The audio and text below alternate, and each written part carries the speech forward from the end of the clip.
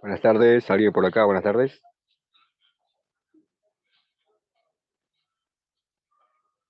Hola Cecilio, ¿cómo estás? ¿Qué tal, Carlos? Esto parece una sesión de espiritismo. ¿Hay alguien por acá?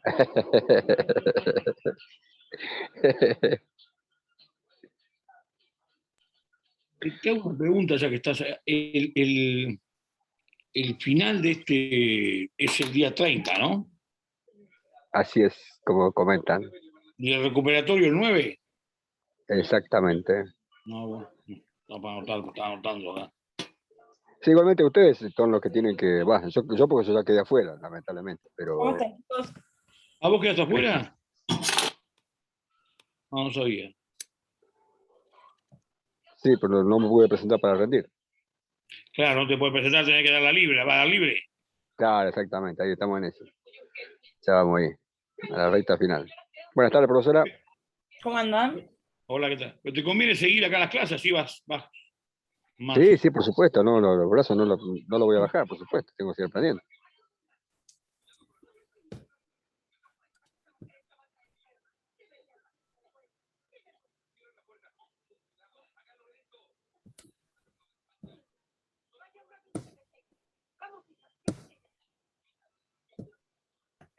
Bueno, ¿cómo andan, chicos? ¿Qué tal, doctora? ¿Cómo está? Buenas tardes, doctora. ¿Todo bien? Bueno, ¿vieron ya la unidad de forma del acto jurídico? Ayer.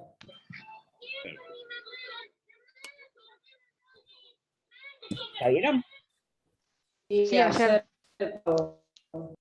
Bien. ¿Quién les dio forma del acto jurídico? Ayer, ¿no? Sí, con Lucas. Ah, está bien. Bueno, ¿y qué vieron? Algo que se acuerdan de la unidad de forma. El primer punto vimos. ¿Qué es el primer punto? La forma de la evolución histórica, el principio, forma y prueba, forma esencial, impuesta. Es la unidad Bien. 22. ¿Y vieron cuál es el principio general en materia de formas? Me parece que no. No sé. A ver. A ver, le dijeron Creo que que hay no. actos formales y no formales. Ah, sí, sí, eso sí. Sí, Bien, lo ¿y vimos. cuál es el principio general para todos los actos jurídicos? Ahí está, ahí me dice Rocío, libertad de forma. Bien, exacto. El principio general es la libertad de formas para los actos jurídicos, ¿sí? Salvo en los casos en que se requiere alguna formalidad en particular, esos actos van a ser formales. Luego, vamos a tener tres tipos de actos formales, ¿sí? Aquellos en que la forma es constitutiva, es decir, la forma hace a la validez del acto. En caso de que falte la forma, entonces el acto es nulo, ¿sí? Y es el caso de la donación de inmuebles que debe hacerse en escritura pública, ¿sí? O es el caso del matrimonio, que tiene una formalidad y si no se cumple es nulo. Bien, luego tenemos otro tipo de actos formales, que son aquellos en que la forma es requerida a los fines de la validez, pero si falta, se entiende que las partes se comprometieron a luego celebrar el acto con las formalidades requeridas. Ese es el segundo tipo de acto formal, ¿sí? Que está en un artículo que no recuerdo, que habla de eso, ¿sí? Que se llama convalidación o algo de eso. Y después el tercer tipo de actos formales, que son los formales no solemnes o a los fines de la prueba, son aquellos en los cuales la forma no es constitutiva, sino que solamente hace a la prueba. Entonces, si falta la forma, el acto es válido totalmente. El problema que vamos a tener es que luego no lo vamos a poder probar, ¿sí? Esos son todos los tipos de actos formales que hay. Bien. Hoy nosotros tenemos que ver actos, instrumento público, ¿sí? ¿Alguien sabe lo que es el instrumento público? Yo les voy a ir compartiendo pantalla. Una escritura. Una escritura, por ejemplo, Algo sí. que entra dentro de de la órbita de un escribano, por ejemplo. Por ejemplo, sí. Un poder. Sí, o sea, por excelencia el acto, el instrumento público es la escritura, ¿viste? Uno relaciona siempre el instrumento público con la escritura. Pero bueno, vamos a ver que hay otros. también, ¿sí? ¿Y por qué estudiamos esta unidad ahora? Bueno, porque muchas veces las formalidades requeridas para un acto jurídico son el instrumento público. En muchos tipos de actos se pide el instrumento público, en muchos otros no se pide el instrumento público, y las partes igual eligen celebrarlo en instrumento público. Porque el instrumento público tiene un beneficio que se llama que hace plena fe. ¿Sí? Y ahora vamos a ver qué es la plena fe. Entonces, denme un segundo que acomodo la diapositiva y eso.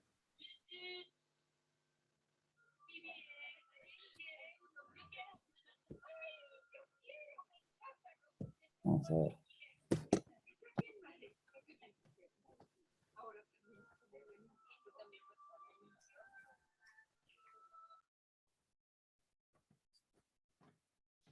¿Ahí ven la diapositiva? Sí, yo la veo viendo ya. Sí, sí, se ve. Sí, Bien. sí, se ve, se ve. Buenísimo. Ahí va. Bien, instrumentos públicos. Vamos a ver. ¿Para en qué corro esto? Ahí está. Bueno, les traje un concepto de instrumento público, ¿sí? Dice, los instrumentos públicos son documentos escritos que han sido, a ver, esto es lo esencial, que han sido autorizados por un oficial público debidamente investido. Bien, este es un carácter principal del instrumento público, que fue autorizado por un oficial público.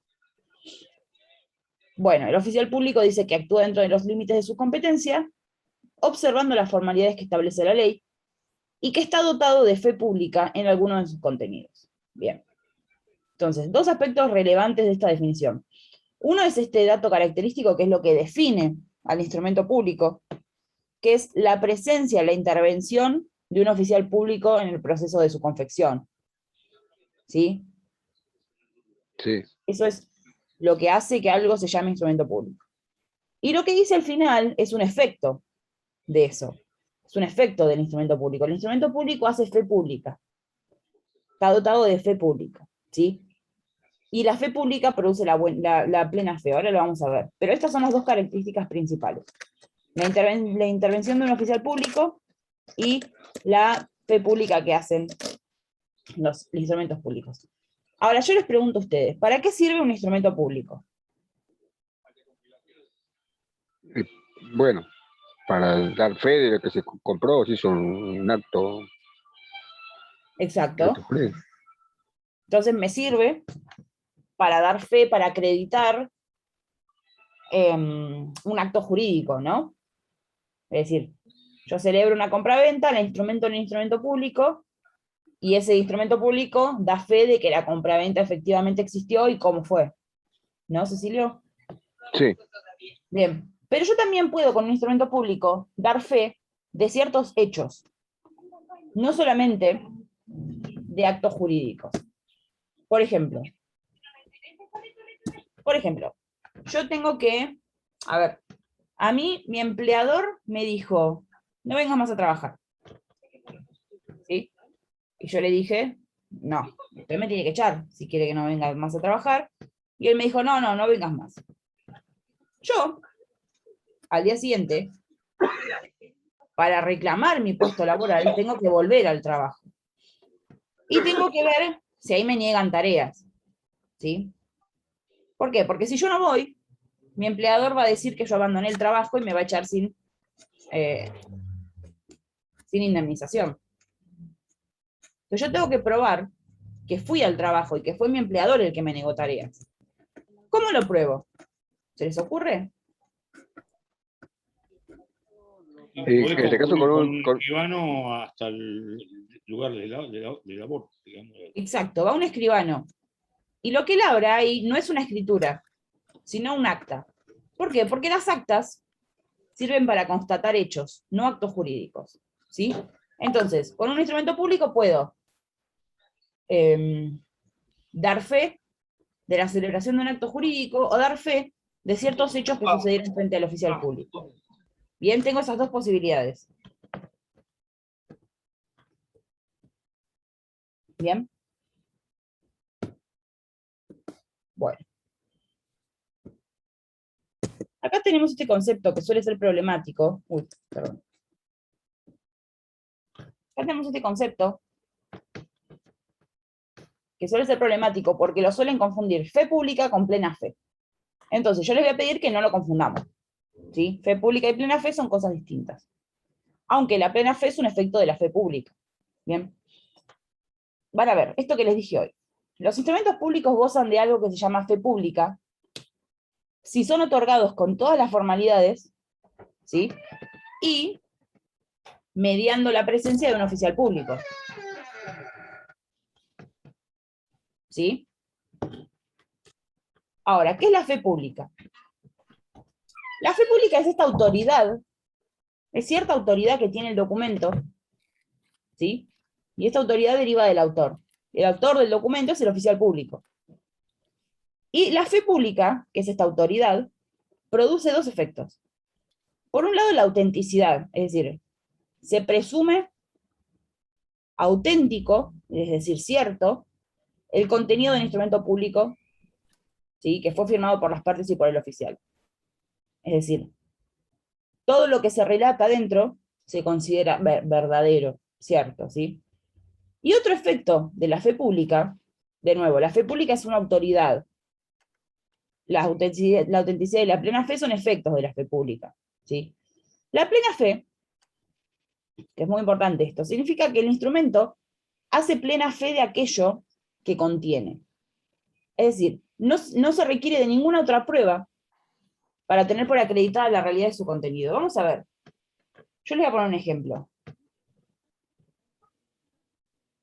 Si yo quiero acreditar en un juicio que pagué algo que debía, ¿cómo lo demuestro?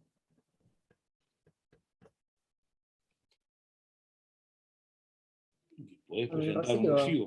recibo. Con los recibos que Perfecto, emití. yo tengo un recibo. Yo lo presento ante el juez. Y cuando lo presento, mi contraparte dice, esa letra no es de ella, esa firma no es de ella, niego todo. ¿Cómo sabemos si es verdadero o falso? Claro, hacer una certificación de firma, supuestamente, ¿no? No, yo no hice certificación de firmas, nada.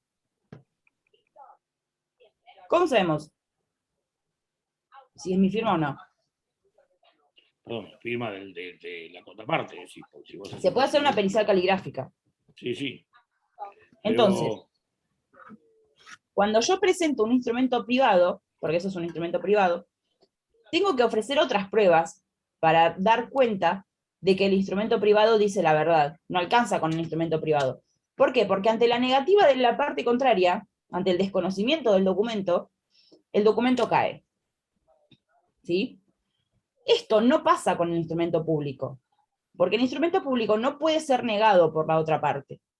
¿Por qué? Porque hace plena fe. La plena fe es la eficacia probatoria máxima. ¿Sí? Si yo presento un instrumento público, nadie puede negar ese instrumento público, nadie puede, discutir su contenido salvo por un mecanismo que ahora les voy a contar. Pero en principio, es una prueba total, es una prueba concluyente. No se puede discutir y no hace falta ofrecer otras pruebas para demostrar que el contenido es cierto. ¿Por qué? Porque al tener fe pública goza de autenticidad y goza de plena fe. ¿Bien? Es como si fuese escrito por un escribano. Es que está escrito por un escribano. Claro, claro. O sea, el Es el oficial instrumento en público. ese momento hace como si fuese a veces. Sí, no se puede negar, eso es cierto. Sí. No se puede hacer nada, no hay forma de que caiga ese instrumento. ¿Bien? No se puede cuestionar nada. No se puede cuestionar nada. Salvo por un mecanismo que se llama redargución de falsedad. Se los voy a escribir. Así lo escriben bien. Redargución de falsedad o querella de falsedad. Bien, eso se escribió en chat. ¿Qué es esto? La redargución de falsedad es un juicio. ¿Sí? Recuerden, el instrumento privado yo lo hago caer con una simple oposición. ¿Sí? Pero el instrumento público solamente lo puedo hacer caer si hago un juicio contra la parte que lo firmó y contra el escribano. tengo que demandar a todos diciendo estaban todos complotados e hicieron un instrumento público falso. Tengo que hacer todo eso. No basta con que lo nieguen en el juicio como el instrumento privado. Ahí ven la dificultad de ir contra un instrumento público, porque yo tengo que hacer todo un juicio y puede salir mal. Y tengo que demandar a todos, hasta el escribano. ¿Entienden la diferencia? ¿Por qué este hace plena fe y el otro no, el instrumento privado no? Porque el instrumento privado luego caer con negarlo y ya. En el instrumento público no puedo negarlo, nadie puede discutirlo. O si lo discuto no tiene ninguna relevancia, porque lo único que puedo hacer es para hacerlo caer es una redargución de falsedad. Y para hacer una redargución de falsedad me la tengo que bancar. ¿Sí? No es fácil hacer una redargución de falsedad. Bien.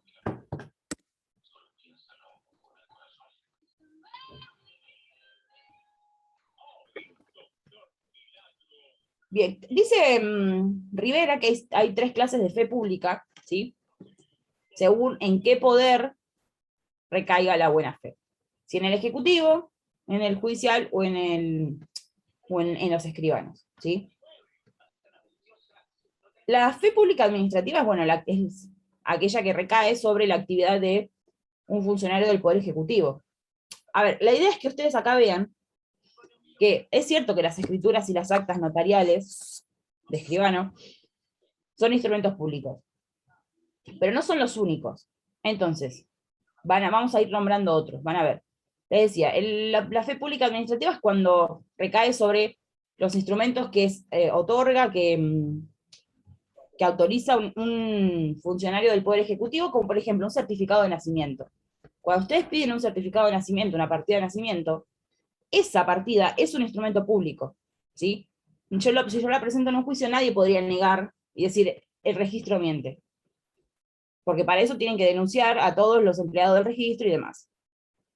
Hacer una redargución de falsedad. Bien. La judicial es cuando recae sobre los actos o instrumentos autorizados por un funcionario judicial. Por ejemplo, una sentencia, ¿sí? Una sentencia es un instrumento público. Por ejemplo, si yo presento en un juicio fotos, y les pido, y presento copias de las fotos, y pido que certifiquen que las copias son iguales al original, esas copias es un instrumento público. ¿Bien? Y luego tenemos la fe pública de los escribanos, ¿sí? Que hacen, por ejemplo, escrituras y actas. Bien. Vamos a ver que el artículo 289 nos enumera los instrumentos públicos. Pero esta enumeración es un poco breve. La realidad es que fuera de estos existen otros instrumentos públicos. Ahora vamos a ir nombrando otros. Dice el 289, son instrumentos públicos. Las escrituras públicas y sus copias o testimonios. Dijimos, la escritura, esperen que corro esto.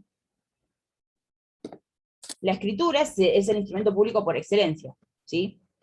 Está en este inciso. A ver, las escrituras son autorizadas por escribanos, ¿sí? Pero también puede ser que haya escrituras autorizadas por otros funcionarios. Hay veces que el gobierno tiene ciertas entidades descentralizadas donde se hacen escrituras gratuitas, ¿sí? Entonces, quien no tiene la escritura puede regularizar su situación y demás. En esos casos, quien confecciona la escritura y quien la autoriza no es el oficial, no es el escribano, sino que va a ser un funcionario del gobierno, ¿sí? Bien, el inciso B dice, los instrumentos que extienden los escribanos o los funcionarios públicos con los requisitos que establecen las leyes, ¿sí? Acá están otros instrumentos que extienden los escribanos, ¿sí? Como dijimos, las actas. Y también otros funcionarios públicos. Por ejemplo, las resoluciones, las sentencias, ¿sí? Ya les dije, esos dos. Y luego en el inciso C dice, los títulos emitidos por el Estado Nacional, provincial o la Ciudad Autónoma de Buenos Aires, conforme las leyes que autorizan su emisión. Estos son dice títulos. Y esto por ahí no lo sabían, pero los billetes son instrumentos públicos. Son títulos emitidos por el Estado Nacional. Van en este inciso. Lo mismo los títulos de deuda pública y demás instrumentos de ese tipo financiero. ¿Bien? Entonces, otros instrumentos que no están en el artículo, y menciona Rivera, dice, actas de sesiones parlamentarias de la Cámara de Diputados o en la Cámara de Legisladores, es decir, cuando se hacen las actas de las sesiones, ese instrumento, esa acta, es un instrumento público. ¿Bien? ¿Qué más? Dice, informes y certificados expedidos por el registro de la propiedad inmueble. Cuando yo pido un informe de dominio, ese informe de dominio es un instrumento público. O del registro civil, las partidas de nacimiento, las partidas de función. El DNI también es un instrumento público. Y la cédula de notificación, que es lo que me trae el oficial notificador cuando me quieren avisar que hay una demanda en mi contra, esa cédula de notificación también es un instrumento público. ¿Bien? Bueno, vamos a ver. ¿Qué requisitos tiene que cumplir un instrumento público? ¿Alguien me lee este artículo?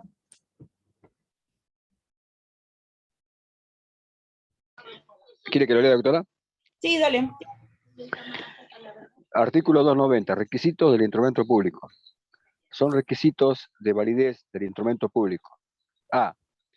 La actuación del oficial público en los límites de sus atribuciones y de su competencia territorial, excepto que el lugar sea generalmente tenido como comprendido en ella. B. Las firmas del oficial público, de las partes, y en su caso, de sus representantes. Si alguno de ellos no firma por sí mismo o a ruego, el instrumento carece de validez para todos. Bien. Yo quiero que quede claro esto, que ya dijimos. Dijimos, el instrumento público es aquel en el cual interviene un oficial público. ¿Sí? El oficial público en muchos casos va a ser el escribano.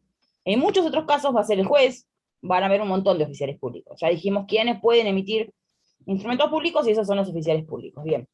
Pero yo quiero que piensen esta diferencia. Cuando ustedes celebran un contrato con otra parte en un instrumento privado, son ustedes y la contraparte los únicos presentes y lo firman y listo. Acá está la presencia de un tercero, que es quien hace esto que se llama autorizar el instrumento. Autoriza lo dota de fe pública, lo dota de todas estas cualidades del instrumento público, ¿sí? Entonces, cuando hablamos de requisitos del instrumento público, el principal es la actuación del oficial público, ¿sí? Porque si no, no tenemos instrumento público. Que es lo que dice el inciso A. Para lo cual, el oficial público debe estar actuando dentro de sus atribuciones y competencias, ¿sí? Y ahora vamos a ver la excepción. Y el segundo requisito, y nada, no hay ningún otro, es la firma de las partes y del oficial público. Eso es lo único requerido, en principio, para tener un instrumento público. Van a ver que algunos instrumentos públicos requieren de testigos. Si el caso es ese, entonces se requerirán también los dos testigos, pero en principio si no son requeridos, no. ¿Bien?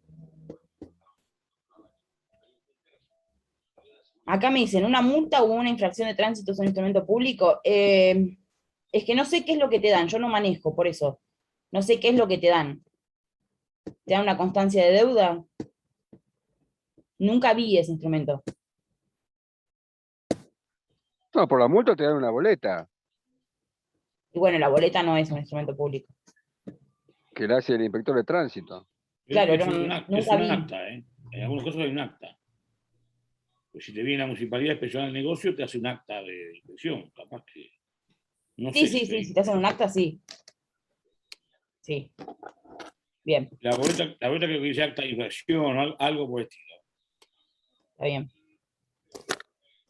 Bien. Sí, igual si la boleta no la presentan, no pasó nada.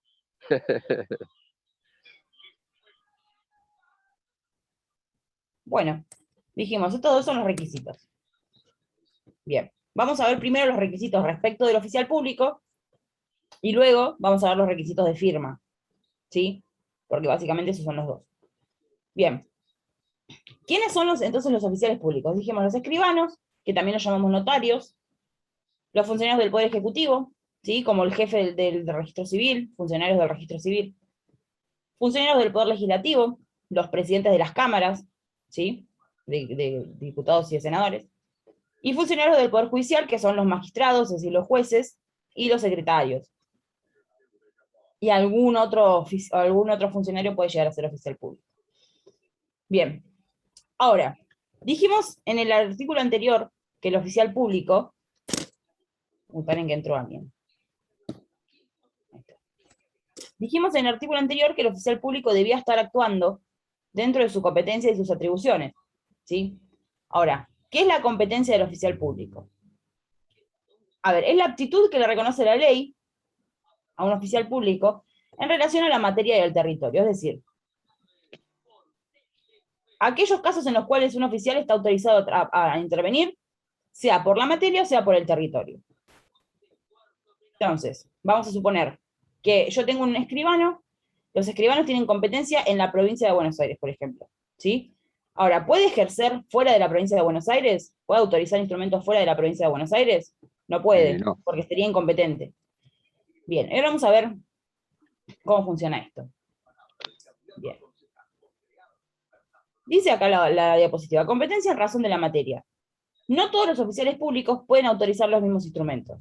Bien, por ejemplo, dijimos, un oficial notificador puede labrar actas cuando intenta presentar una cédula de notificación, ¿sí? Un escribano puede autorizar una escritura, pero el oficial notificador no puede autorizar una escritura. Cada uno puede un instrumento en particular, ¿bien? A ver, el escribano no puede emitir billetes que son instrumentos públicos, no, solo puede labrar actas y escrituras públicas, ¿bien? ¿Entiende esto? Sí. Bien. Y luego tenemos la competencia en razón del territorio, ¿sí? Dice, cada oficial tiene una zona donde puede ejercer sus funciones. Fuera de esa zona, carece de atribuciones. ¿Bien? Les decía, la provincia de Buenos Aires, por ejemplo. Bien. Tenemos el artículo 291. Acá tenemos supuestos, vamos a leer, que tienen que ver con la competencia del oficial. Dice 291, prohibiciones. Es de ningún valor el instrumento autorizado por un funcionario público en asunto en que él, su cónyuge, su conviviente o un pariente suyo, dentro del cuarto grado o segundo de afinidad, sean personalmente interesados. Bien, acá lo que hay es una falta de competencia del oficial público en razón de las personas que intervienen, que son familiares básicamente. Porque el oficial público no puede autorizar instrumentos donde participan su familia. Porque los puede beneficiar. Claro, porque puede estar mintiendo. Bien, en este caso, entonces, el oficial actuaría sin competencia si lo hace. Y no se cumpliría el inciso A del 290. Bien. Bien, ¿me leen el 292? 292. Presupuestos. Es presupuesto para la validez del instrumento que el oficial público se encuentre efectivamente en funciones. Sin embargo, son válidos los actos instrumentados y autorizados por él antes de la notificación de la suspensión o cesación de sus funciones, hechos conforme a la ley, o reglamento que regula la función de que se trata, dentro de los límites de la buena fe, la falta de los requisitos necesarios para su nombramiento e investidura no afecta al acto ni al instrumento si la persona interveniente ejerce efectivamente un cargo existente y actúa bajo la apariencia de legitimidad del título. Bien, gracias. Acá lo que dice el artículo es básicamente, para que el oficial público actúe bien y produzca efectos, lo que hace, no basta con que tenga competencia, sino que tiene que estar en funciones. Es decir, dice, si le iban a notificar que si lo suspendieron, ¿no? Pero todavía no le notificaron la suspensión, entonces todavía está en funciones. Y después dice, dentro de la buena fe, dice, si falta algún requisito, si hay buena fe, el acto, la falta de requisito estaría convalidada y el oficial público podría otorgar. Entonces, en este supuesto, no hablamos de competencia, sino de falta de derecho, ¿sí?, a las funciones del oficial, en caso de que no esté efectivamente en funciones. ¿Bien? 290, en fin, el 290 ya lo leímos, pero trae un supuesto que tiene que ver con la competencia, ¿sí? Dice, son requisitos de validez del instrumento público la actuación del oficial público en los límites de sus atribuciones y de su competencia territorial, excepto que el lugar sea generalmente tenido como comprendido en ella. Bien, esto es difícil de entender, pero ¿qué pasa?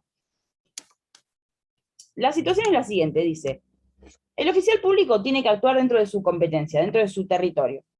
Pero si hay una localidad que normalmente se entiende que está comprendida, vamos a suponer, el oficial público nuestro, en el que estamos pensando idealmente, tiene competencia en la provincia de Buenos Aires. Vamos a suponer que hay una localidad que se llama cualquier nombre, chicos, y que normalmente todos pensamos que queda en la provincia de Buenos Aires.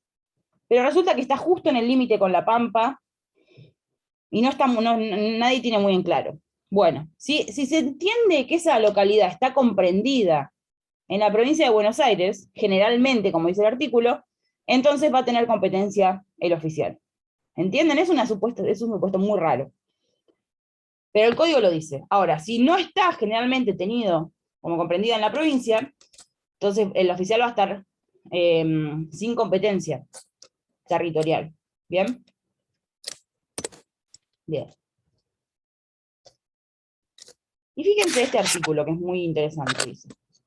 Los instrumentos públicos extendidos de acuerdo con lo que establece este código gozan de entera fe y producen idénticos efectos en todo el territorio de la República, cualquiera sea la jurisdicción donde se hayan otorgado. Es decir, si yo otorgué un instrumento público en la provincia de Buenos Aires, y yo lo tengo que hacer valer en la provincia de Córdoba,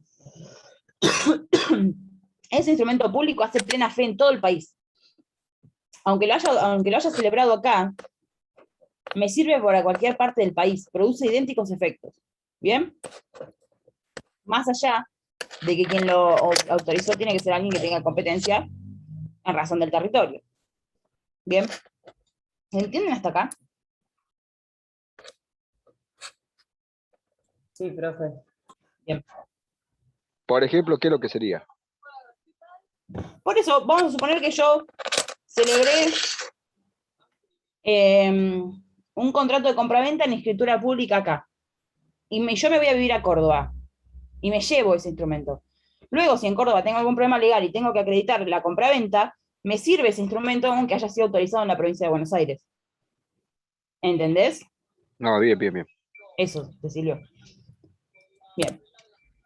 Vamos con el segundo requisito, que es el de las firmas. ¿Sí? ¿Se acuerdan del 290 inciso A y B? Bueno, fíjense. Dijimos que el artículo nos pide las firmas. ¿De quiénes? Nos dice del oficial público, de las partes, de los representantes o apoyos si hay. ¿Paren que entró alguien? Dime un segundo.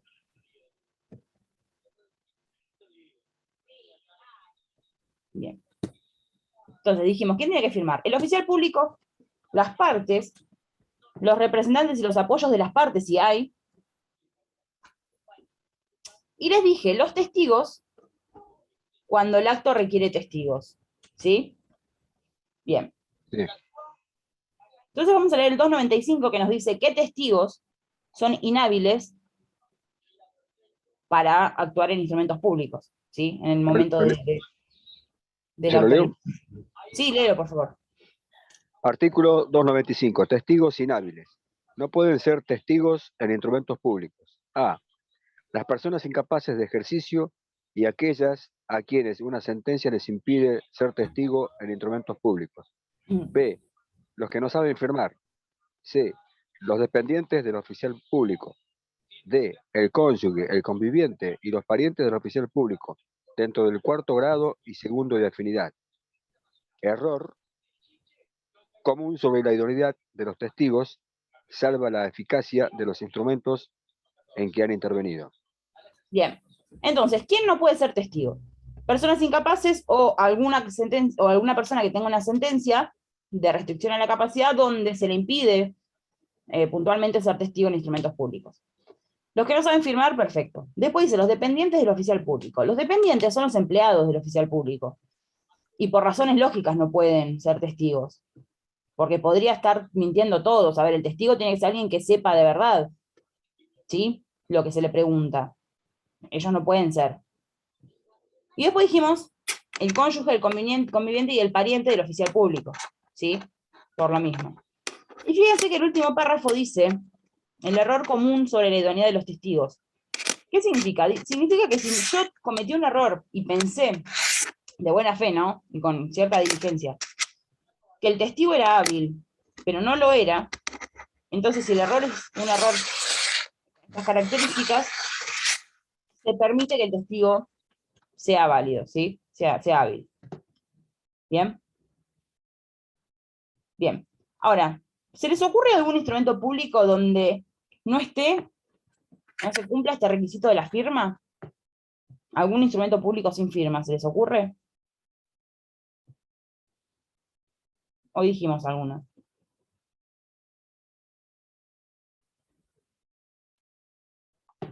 ¿No? El dinero. El dinero, ahí está, bien. No tiene firma y es un instrumento público. Bien, perfecto. Sí, los títulos de deuda pública, que son los bonos, lo mismo. Bien. Bueno, vamos a ver. Seguimos con requisitos del instrumento público. ¿Alguien más me lee el 294? ¿Me lo lees, Paula? Artículo 294. Defectos de forma.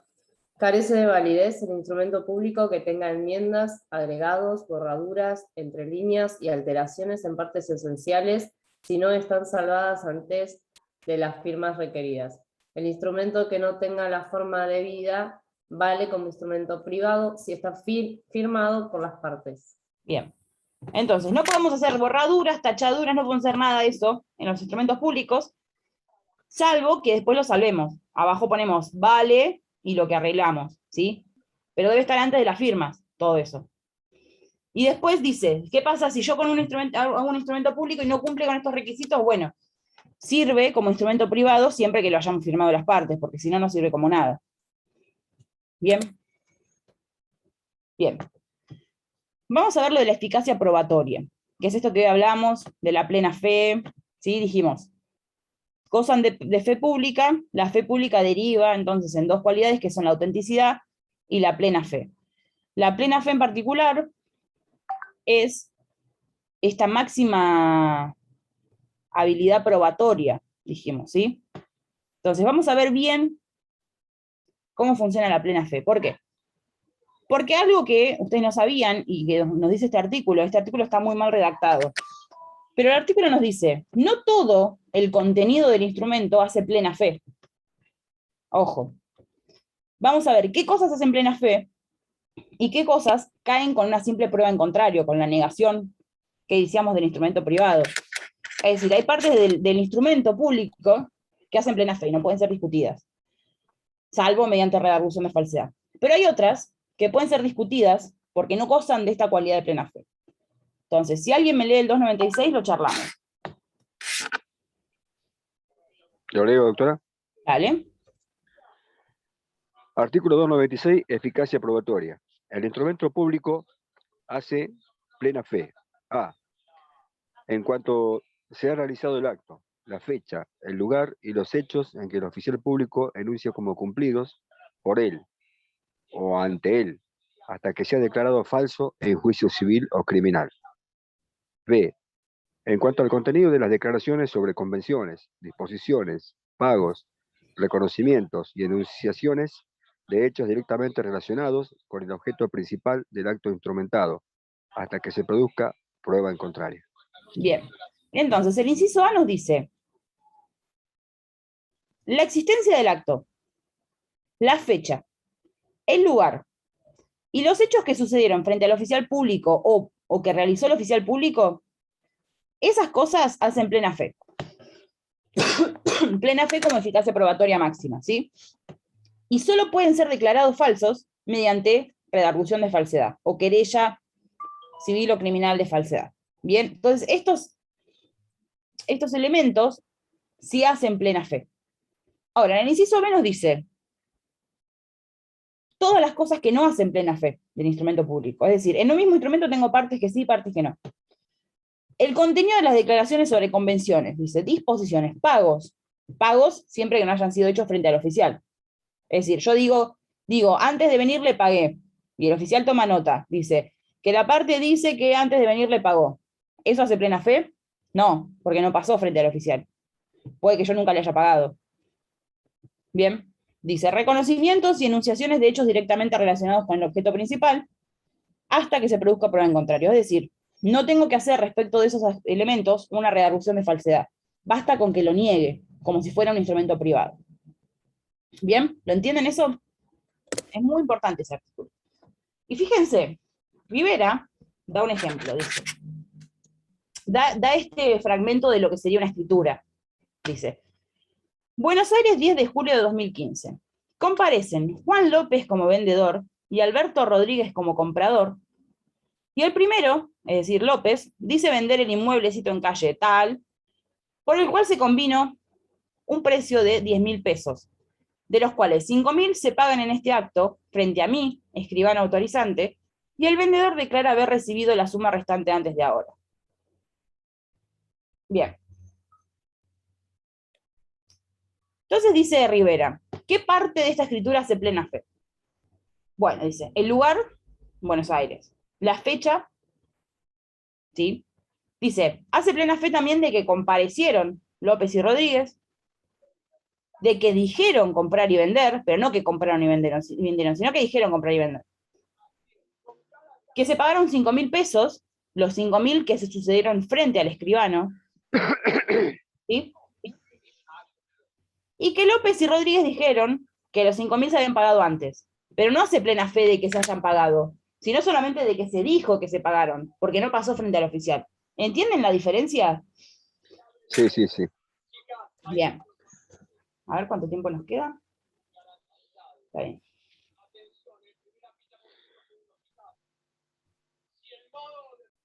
Denme un segundo, chicos, paren que estoy con una situación.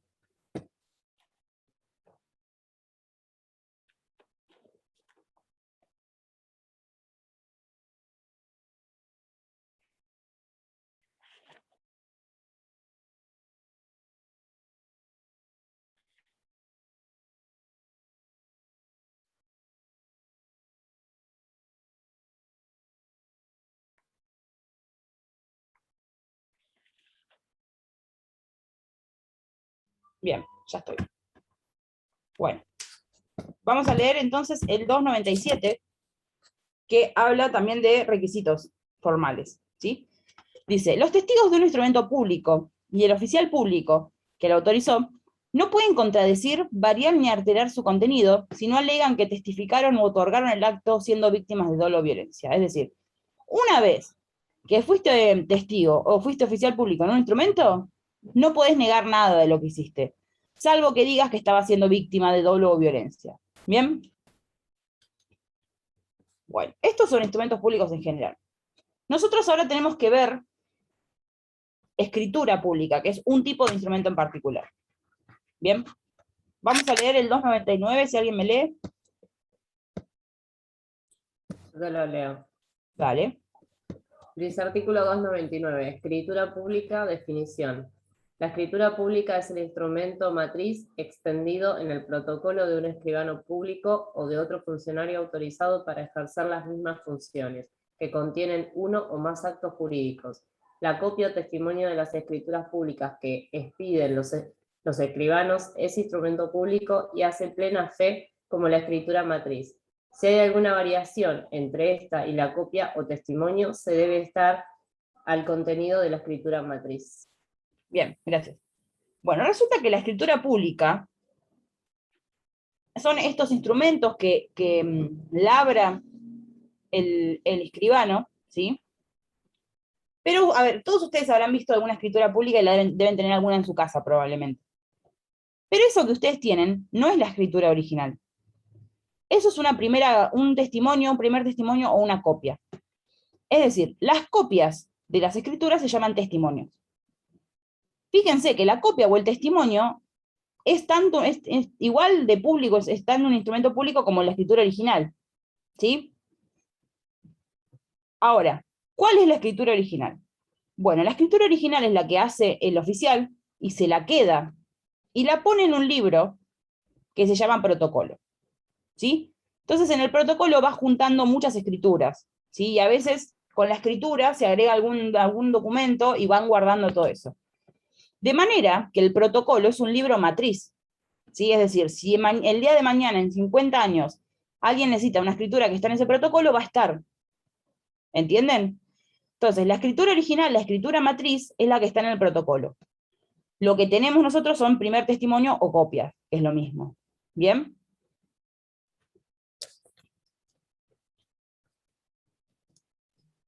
Bien, ¿qué es el protocolo? ¿Alguien distinto me lee el 300? Mariana, ¿podrías leerlo vos? Sí, ¿me escuchan? Dale. Sí. ¿Esto era? 300. Sí. Perdón. El protocolo se forma con los folios habilitados para el uso de cada registro, numerados correlativamente en cada año calendario, y con los documentos que se incorporan para exigencia legal o a requerimiento de las partes del acto. Corresponde a la ley local reglamentar lo relativo a las características de los folios, su expedición, así como los demás recaudos relativos al protocolo, forma y modo de su colección en volúmenes o legajos, su conservación y archivo. Bien, perfecto. Entonces, cada escribano tiene en su poder, en su escribanía, un protocolo, ¿sí? Pero el protocolo, en realidad, se lo da el Colegio de Escribanos, y tiene una regulación muy particular, ¿sí? Va a tener todos los folios numerados, para que no falte nada, y fíjense, cuando se completa el protocolo, que entiendo que es al final de un año, ese protocolo no queda más en poder del escribano, ¿sí? Vuelve al Colegio de Escribanos. ¿Por qué? Porque el escribano no es dueño del protocolo, ¿sí? El Estado es el dueño del protocolo. ¿Bien? Bien. Requisitos de las escrituras. Fíjense, les puse todos los artículos arriba, tienen que leer todos, pero más o menos les hice un resumen. ¿Sí? Dice, deben labrarse en el protocolo, eso queda claro. ¿Sí? Se hace en el protocolo y si las partes quieren una copia, se llevan una copia o testimonio. Dice, el escribano debe recibir personalmente las declaraciones de los comparecientes. ¿Bien? Dice, el escribano debe calificar los presupuestos y elementos del acto y configurarlo técnicamente. Es decir, si vienen dos partes y dicen, yo le quiero dar esto a él y él me quiere dar a cambio esto otro, entonces el escribano tiene que configurarlo técnicamente. Ustedes piensen, los escribanos son abogados. ¿Sí? Sí. El escribano tiene que decir, bueno, estos señores es una compraventa, o estos señores es una permuta. Entonces tiene que configurar qué tipo de acto es y calificarlo en la escritura. ¿Bien? Deben estar escritas en idioma nacional. Bien. No deben dejarse espacios en blanco, ¿bien? Ni usarse abreviaturas ni iniciales, salvo al transcribirse documentos o si se trata de expresiones científicas o socialmente admitidas con un sentido unívoco. Yo siempre pongo este ejemplo. Si yo tengo que escribir COVID en la escritura, en principio no se podría, porque son iniciales. Pero, como se trata de expresiones científicas o socialmente admitidas con un sentido unívoco, yo podría poner la palabra COVID en la escritura. ¿Bien? Dice, pueden contener números, pero no para cantidades o datos correspondientes a elementos esenciales del acto jurídico. Es decir, si vamos a vender un inmueble y yo quiero decir cuántos metros cuadrados tiene el inmueble, lo tengo que poner con letras. ¿Bien?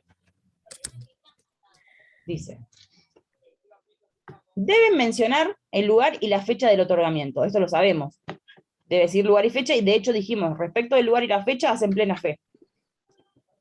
Deben contener nombre, apellido, DNI, domicilio real y especial, ¿se acuerdan la diferencia? Fecha de nacimiento y estado de familia de los otorgantes. Deben expresar la naturaleza del acto e individualizar los bienes del acto jurídico. Lógico, tienen que quedar bien claro de qué se trata la transacción que se instrumenta en la escritura. Deben contener la constancia de la lectura que el escribano debe hacer en el acto de otorgamiento. Es decir, el escribano se reúne con las partes, charlan, cuando las partes se ponen de acuerdo, el escribano redacta la escritura y luego se la lee a las partes. A eso se refiere. Y debe decir, habiendo leído esto ante las partes, firman a continuación. ¿Sí? Dice, las enmiendas, testados, borraduras, entre líneas u otras modificaciones efectuadas al instrumento, en partes esenciales, deben ser realizadas de puño y letra del escribano antes de la firma. Esto dijimos hoy. ¿Cómo salvo un error en la escritura? Bueno, de esta manera. Bien. Deben contener la firma de los otorgantes, lógico, de las partes, del escribano y de los testigos si los hubiera. Eso ya lo dijimos. Estaba en el 200...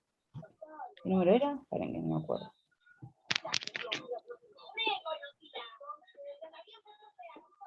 $290.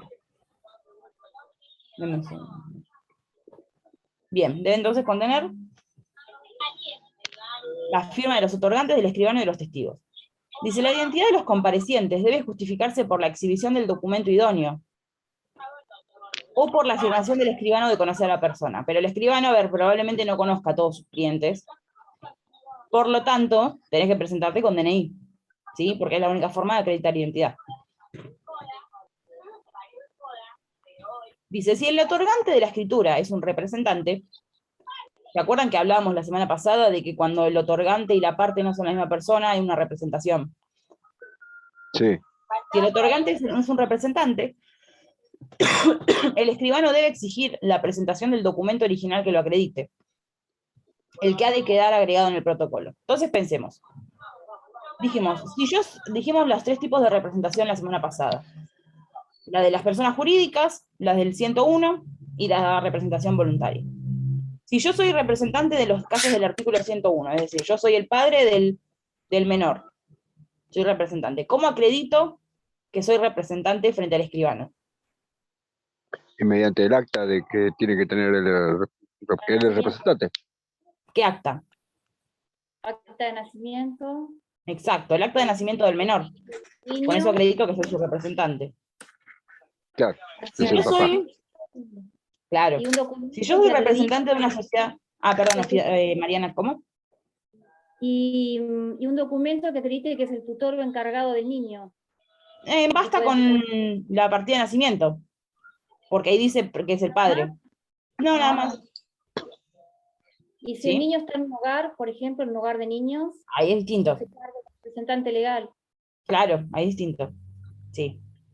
Bien, si soy representante de una SA, voy a llevar el acta donde se me designó. Y si soy un representante voluntario, ¿cuál era el instrumento por el cual yo daba representación a otra persona? ¿Cómo se llamaba? Aquello que yo le doy ya. a alguien para que me represente. Sí. ¿Cómo? Un permiso. Poder. El poder. Permiso, claro. Poder. Poder. Bien. Entonces, Poder de autorización. en cualquiera de esos casos yo le tengo que mostrar ese instrumento al escribano. Y el escribano, fíjense, dice, lo va a agregar al protocolo, es decir, el protocolo se va formando con todas las escrituras, pero a veces cuando aparece un representante, para acreditar la identidad de ese representante y acreditar que es representante verdaderamente, dejo el instrumento en el protocolo, ¿sí?, asociado a la escritura. Entonces el protocolo se forma por las escrituras, es cierto, pero puede haber algún otro documento. ¿Bien? Bien, vamos con... Bueno, esos son los requisitos más o menos, ¿sí? Vamos con nulidad de las escrituras. Alguien distinto me lee el 309 y ya casi terminamos. No sé, ¿lo leo? Ayelén, Abigail, ¿me leen? ¿Están? ¿O Rocío? ¿Crees que lea, profe? Dale. Nulidad. Dale. Son nulas las escrituras que no tengan la designación del tiempo y lugar en que sean hechas, el nombre de los otorgantes, la firma del escribano y de las partes, la firma de ruego de ellas cuando no saben o no pueden escribir, y la firma de los dos testigos del acto cuando su presencia sea requerida. La inobservancia de otras formalidades no anulan las escrituras, pero los escribanos o funcionarios públicos pueden ser sancionados. Bien, buenísimo. Entonces, ¿qué defectos hacen nula a la escritura? La falta del tiempo y lugar, ¿sí? Tiempo y lugar. La falta del nombre de los otorgantes, la falta de la firma del escribano o de las partes, esto ya lo dijimos en el 290. La firma nunca puede faltar, es constitutiva del instrumento público. Luego dice esto de la firma ruego. ¿Sí? La firma ruego es cuando yo soy el otorgante y no sé firmar, le pido a otro que firme por mí. ¿Ven? La firma ruego de ellas cuando no saben o no pueden escribir, y la firma de los dos testigos cuando su presencia sea requerida. Si falta algo de esto, la escritura es nula. ¿Bien? Ahora, si faltan otras cosas, que podrían faltar, la escritura no es nula, pero el sistema de disciplina de los escribanos deriva en que los podrían sancionar. ¿Bien? Esto es posible que lo preguntemos. ¿Cuáles son las causas de nulidad de las escrituras? No cualquier defecto da la nulidad, solo estos, ¿sí? Bien. Bien, dijimos entonces que los escribanos públicos hacen escrituras y actas. Bien. Vamos a ver ahora las actas, muy brevemente. Vamos a ver. Las actas, dijimos, no es lo mismo que la escritura. En la escritura yo instrumento un acto jurídico, un intercambio de bienes, lo que sea. En el acta, yo lo que hago es comprobar hechos, constatar hechos. Entonces, yo no puedo labrar un acta donde dice vinieron a hacer una compraventa, porque eso tiene que hacerse por escritura. En el acta yo digo, vi tal cosa, pasó tal cosa, sucedió tal cosa. ¿Sí? Esto dice el 310, dice, se denominan actas a los documentos notoriales que tienen por objeto la comprobación de hechos. A ver, la escritura contiene uno o más actos jurídicos. Las actas ningún acto jurídico. Solo comprueban hechos. Esto que les decía hoy. Yo supongamos que compro una casa, ¿no? Y está en perfectas condiciones. Pero al mes se empiezan a quebrar los techos, pasan cosas en las paredes, se llena de humedad. ¿Yo cómo hago para acreditarle a un juez, cuando vaya a reclamar por la casa, cómo hago para acreditarle a un juez que la casa está en estas condiciones al mes? ¿No? Porque a mí me importa que sepa que fue al mes. Porque si fue a los 50 años, no hay drama. Es un desgaste común, pero esto fue al mes de que la compré. ¿Cómo hago? Yo puedo llamar a un escribano, que le abre un acta de la situación. ¿Sí?